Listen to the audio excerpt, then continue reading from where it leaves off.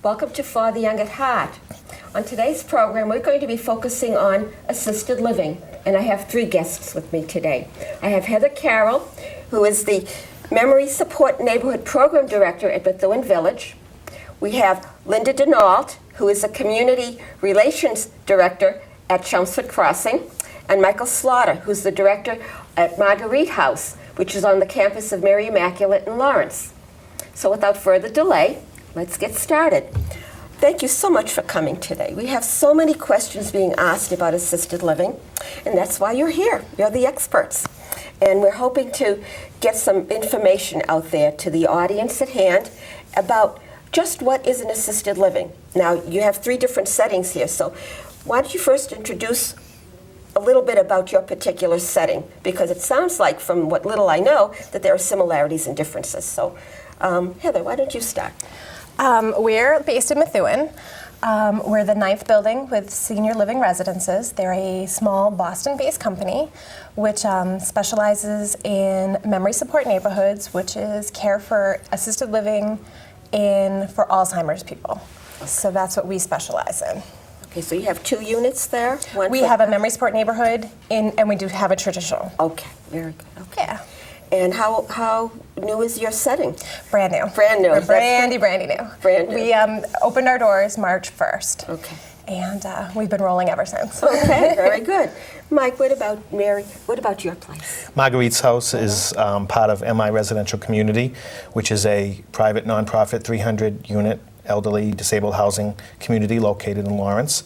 MI has been part of the community for over 140 years, in contrast to Methuen Village. In contrast, that's right. We have all of the apartments are Section 8 subsidized through Hardwork, what's called the Project Base 202.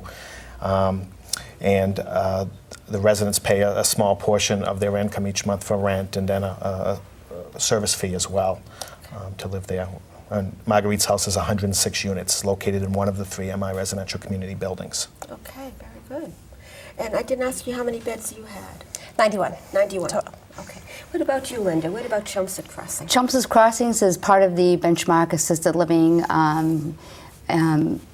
company, and we are part of that. And Chelmsford Crossings is located in Chelmsford, Mass. We are traditional assisted living. We do have 63 apartments on site. We do specialize in the independence of the senior and have a support system in place for them. Okay. Why do we talk about what is required of assisted living? For example, what are the regulations? There must be some regulations to follow. Nursing homes certainly have them. Okay? So who would like to begin with that piece? Anybody? I can start. I do know that coming from a long-term care setting myself, there's a lot of regulations in nursing home. Yes. There's certainly a governing body for assisted livings, but it's not as stringent as such a survey process that long-term care goes through. Okay. Our requirements are that you just, kind of need a little extra help with what you need in your daily living, but still promoting as much independence as possible. And on the memory support neighborhood, you need a diagnosis of dementia. Okay.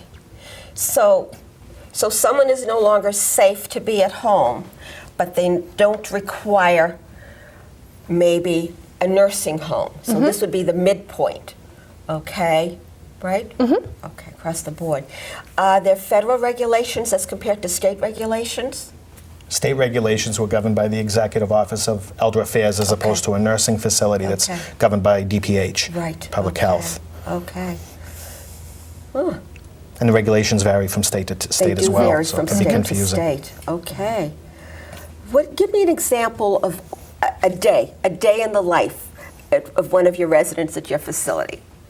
An example of a day in the life. Well, they get up in the morning, and Do if they they go need to help, breakfast?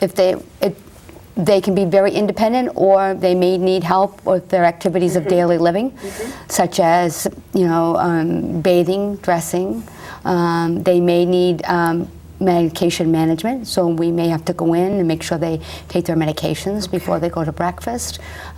Some folks that live there just do their own thing and get up and go about the daily routine, but some folks do need help, so we're there for them. So you have a range. You have a range. We have a range. Okay.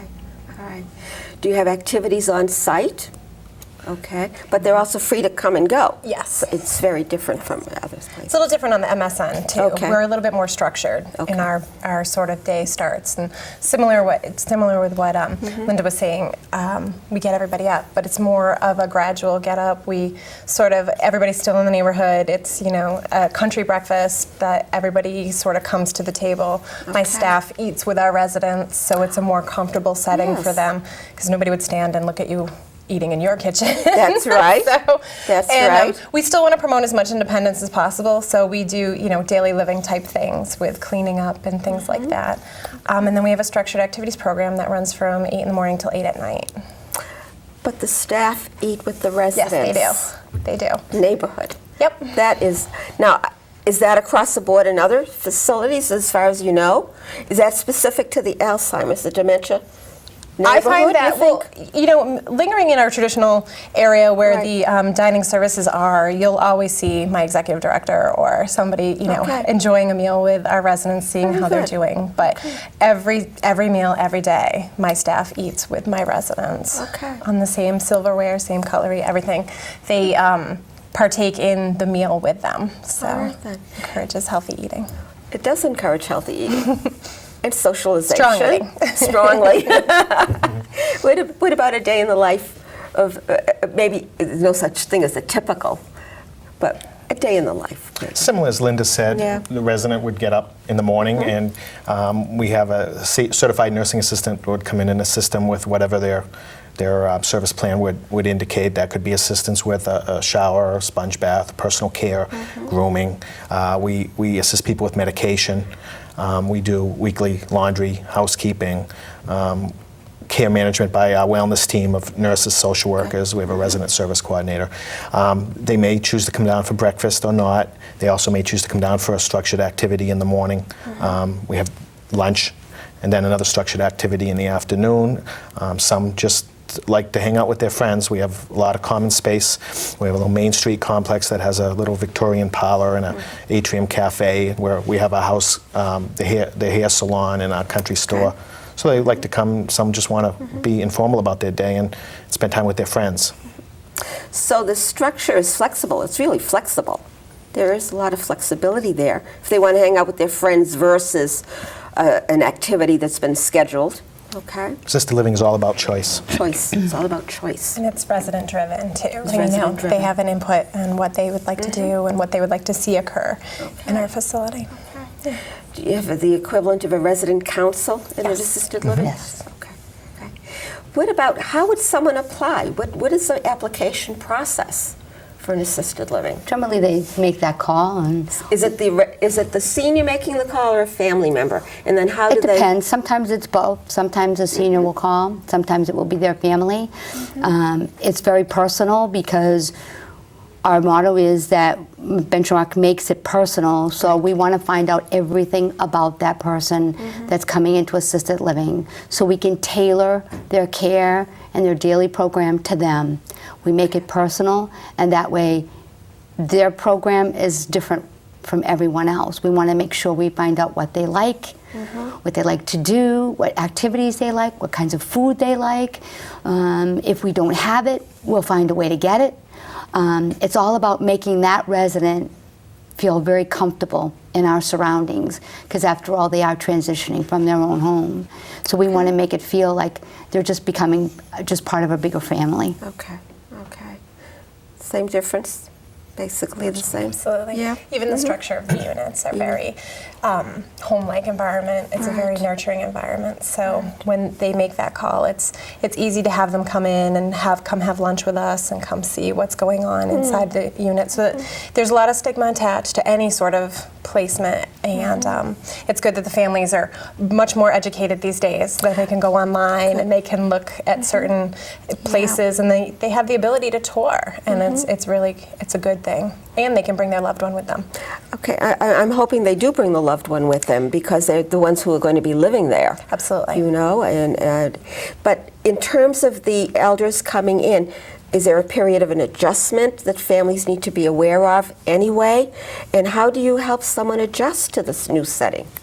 Because even if they've gone and they've looked at the place There might still be a period of an adjustment. So how do you engage that person? It's different for everyone, I think. Yeah, it's on an individual basis. I think everybody adjusts differently. Okay. Everybody comes to assisted living sometimes for different reasons. You know, some are looking to downsize, some are looking to have a more of a centralized spot to be, whether Okay. they've, you know, moving back closer to family because they've moved to Florida and now they want to come home. That's true, too. Those sorts of things. We find that it's less of a trauma type situation as in nursing home care. But we certainly, sometimes, you know, the family starts talking about it and says, you know, Mom, it's time to take a look at this, and maybe you don't need that, you know, 6-bedroom house up on the Right, hill. the 11-room house Yes. that I came across someone just last week who's in an 11-room house and lives basically in only 4 rooms out of that 11-room house. And the laundry might be in the basement. That's It might right. be too hard for them Exactly. to get Exactly. to. Okay. Get around. And driving, too. Driving is a huge thing when they can't drive anymore safely, that it tends to impede that person's ability to. Okay, but would that be one of the criteria? Not necessarily. We still have folks that drive. Okay. What about the professionals that are on staff versus the consultants who might come in? What would be a general? Do you have your own doctors on site? Do you have consultants coming in? Do people go out to their own family physicians, for example? Residents do, indeed. go out. Residents do go out for their own. They're able to keep their own family physicians Okay. and network outside. Okay. And we don't have physicians that come into the building other than a podiatrist who does come in and Okay. take care of the folks.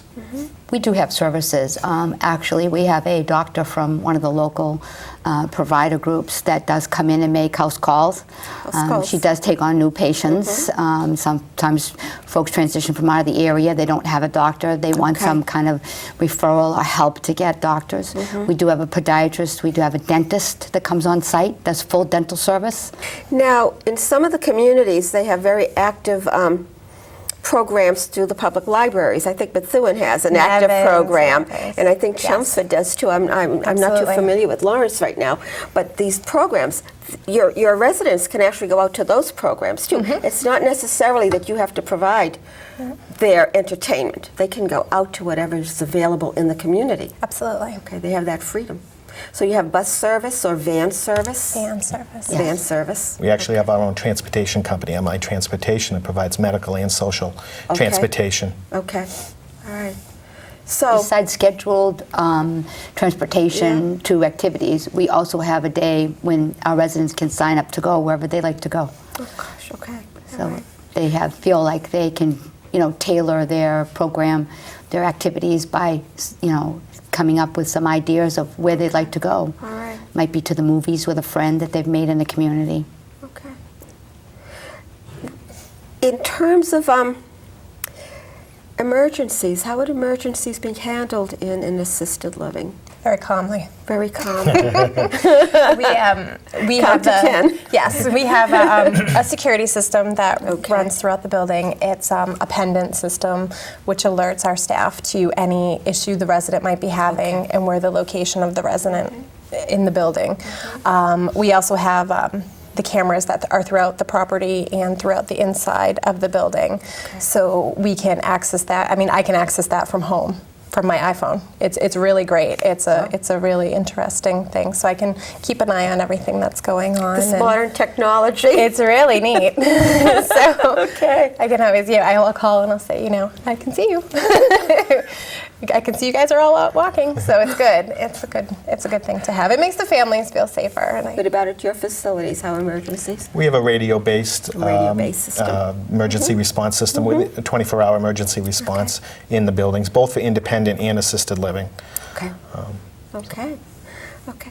I'm curious about the financing of an assisted living. What are maybe the average costs? You don't necessarily have to speak about your own, but what are the average costs and maybe the balance payments and what might be included in the cost? Okay. Well, the cost can vary, and we sit down and talk about it. And that's part of the discovery process. We want to discover everything about the resident, both personal and financial. So we talk about what the options are and where the family is. And sometimes they don't know. And sometimes we discover that they need to find out what's available. Right, So we talk about that, and we talk about price range, and anywhere from $3,500 to $5,500 would be sort of the base, Okay. depending upon size of apartment. And then we talk about what are the options when someone ages in place and needs more care. Do you Yes. have different levels that they can work up to? And we talk about that. We also talk about what happens when mom outlives assisted living. Is she eligible for Medicaid? There are programs in assisted living that we all share. Sure, that's right. How about veteran benefit? Maybe they're not eligible for Medicaid, but maybe there's a veteran benefit that can kick in. It's really important to find out all of these things so that families can be educated as to Right. what they're looking at down the road, not just now, but Right. so they can make educated decisions. Okay. So that assessment process is crucial. Absolutely. Truly crucial. Okay. But it can help ease someone's mind to know what they have and don't have, what they need to do. Okay. To sit down in a comfortable environment to go over, Right. most Right. of our elders haven't heard the word portfolio until you're actually rolling it out That's in front right. of them. That's right. So to see it actually out all on paper, you have to make the person very comfortable Right. to have that information shared, especially with family. It's not always an easy So there it is. task. That's part of the adjustment process too. Then Absolutely. it begins right at that moment. Contact. Or it might have been a situation where, a loved one has passed away and that was the person responsible for all of, taking care of all the bills. And here we are and, you're trying to help this person try to figure out where they're going to go for the next 5 years and figure out the levels of care. So then you're also dealing with things like healthcare proxies and durable power of Absolutely. attorneys and getting all that legal paperwork done. It's not just financial, there's some legal paperwork too. And sometimes it's settling affairs of selling a home and those sorts of things. Which in this- Sometimes families just don't know what the next step is. They just don't know. They're feeling like they need to get organized, and helping them with referrals Yes. for doctors, for elder law attorneys, Yes. for realtor. Just that, saying sometimes just throwing their hands up in the air and saying, I don't know which way to go. I don't know anybody in this area.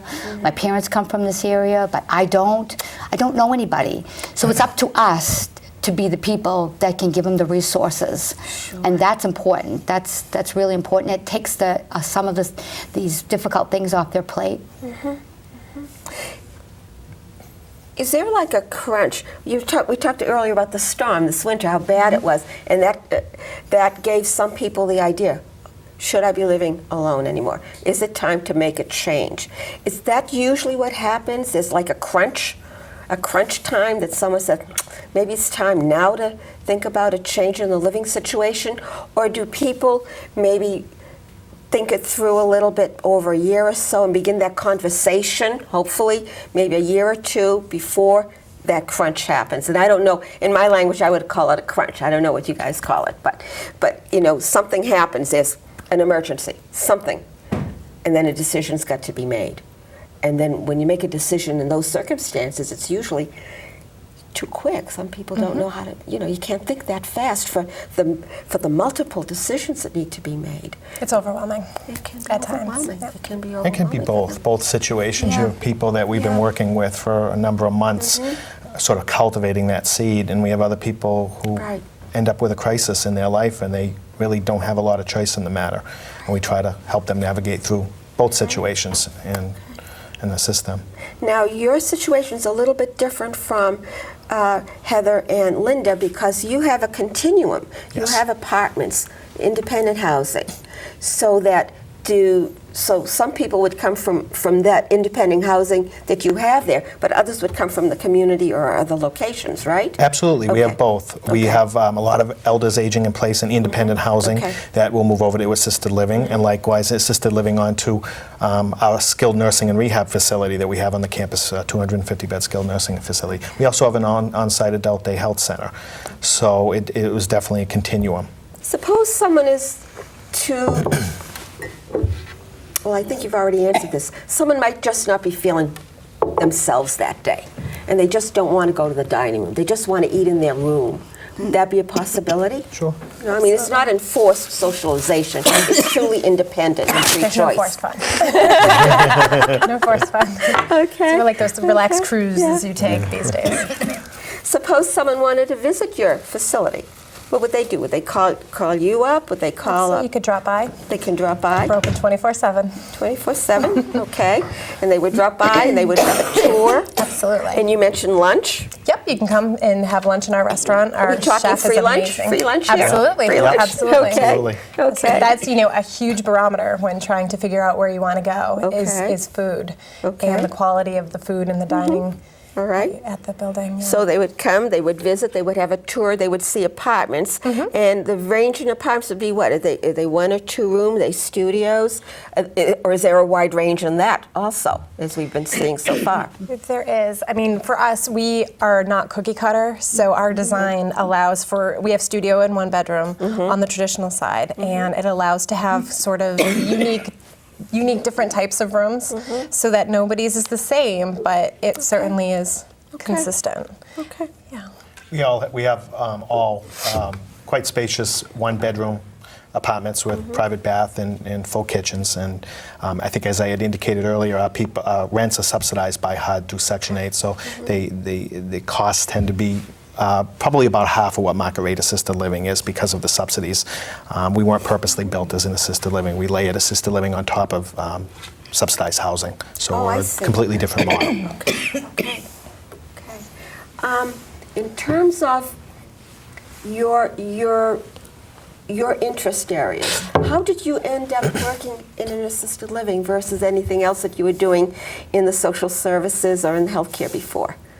Was there something about assisted living that attracted you, or did you fall into it? I mean, I'm interested in how you got involved. My background is in geri psych, Okay. and I had cut my teeth in a long-term care geri psych unit in the Worcester area of Massachusetts. Oh, wow. And I was there for about 6.5 years.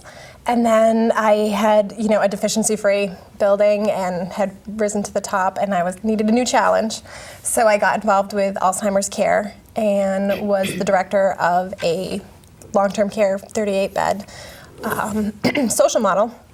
And then I, pretty much had run my course on that. I had moved to the New Hampshire area and wanted have learning experience and trying to figure out what I wanted to do. There was a certain way I wanted to do things, and Seth, my executive director, said, "Okay, I'm gonna let you run with this and let me see what you got." Okay. So I had the opportunity to do it in assisted living. So I'm very excited. Yeah, and it's brand new. It's brandy new. Yeah. What about you? How did you come into the assisted living world? I've been around for quite a while. I also have a background in psychology and a degree, and became a social worker, licensed social worker, and quite a varied background. But I went into long-term care for about 8 years, and then in the late 90s, where assisted living was still a fairly new concept, it became very enticing to me. And when an opportunity presented itself at Mary Immaculate, it was something that I couldn't pass up because of reputation and so forth.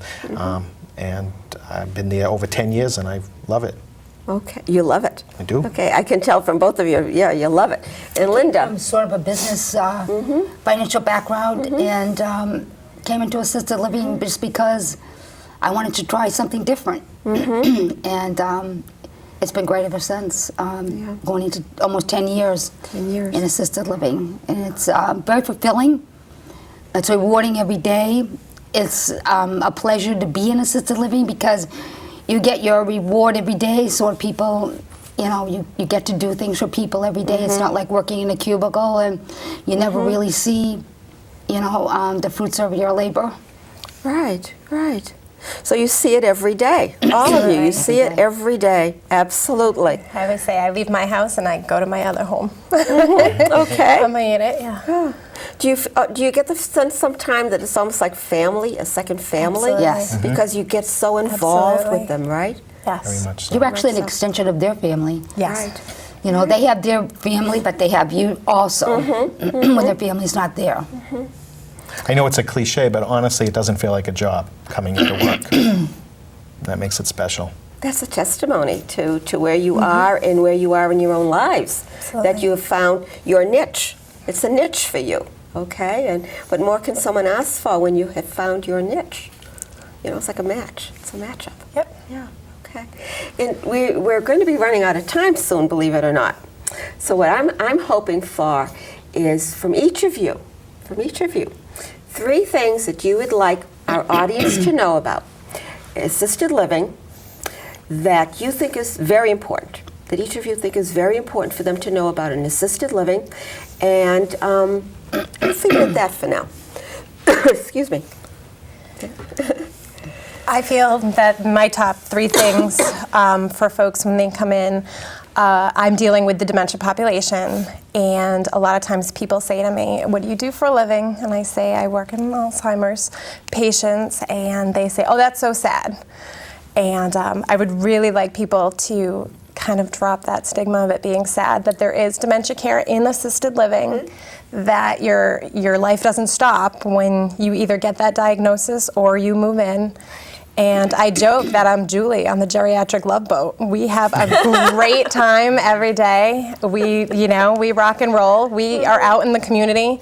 We're not tucked away anywhere, and that these people still have a lot of life to live, and we live in the moment. Live in the moment. Yep. And a lot of life to live. Yes. Those are nice messages. Right. Just because there's a dementia diagnosis, life isn't over. Nope. And you're right. People do think of it as very sad. Very sad. What about you? What 3 things would you like people to know about? Think of a couple. One would be, I always tell people to try to be proactive rather than reactive.